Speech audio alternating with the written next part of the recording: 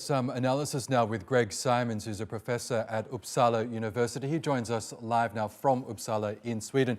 Welcome back to the program, Professor. Can I start with Vladimir Putin's recent visit to Belarus? Belarus being one of the few allies in the region that Putin has left. Do you think the Russian president is trying to enlist Belarus to enter the war in a more direct manner? Not necessarily so. I mean, this is, of course, Belarus and Russia as being military allies. It could be a matter of shoring things up. Certainly, I mean, you do have that prospect, and Ukraine has been mentioning this as some kind of possibility for a while. And of course, Ukraine has not helped the situation by making some veiled threats towards Belarus. So, I mean, you've got a very volatile situation, but this is what I think that the meeting is about understanding the volatility and managing it.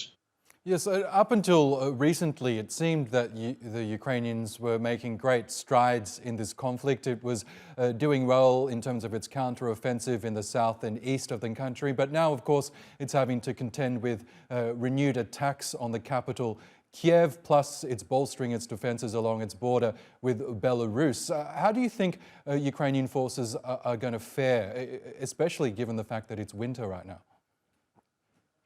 They're not going to fare very well because, I mean, as you say, they're somewhat overstretched. They're in these kind of grinding operations such as Bakhmut. And, I mean, they've been suffering big losses. And hence, this is pushing Zelensky to make his demands for more cash, more weapons, etc. Because Ukraine is in a very precarious cannot afford a long war with Russia because they do not have the same military capacity and capability that Russia does and can harness over a longer protracted war.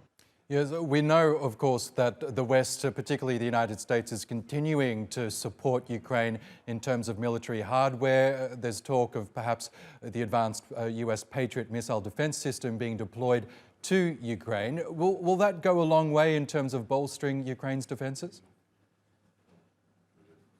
Not really. I mean, Patriots have a very good brand, but a very poor reputation, because if we remember back to the Gulf War, the first Gulf War, I mean, they had a very poor record of shooting down Iraqi Scuds, which were fired against Israel. So Patriots on paper look good, but in practice, I mean, this is why Israel does not use Patriots. They developed their own system, Iron Dome, because Patriots were not effective. And so, I mean, you have the situation where the combat effectiveness of them does not match the reputation in the media. Okay, Professor Greg Simons, we will have to leave it there, but good to get your analysis as always. Thank you again for joining us.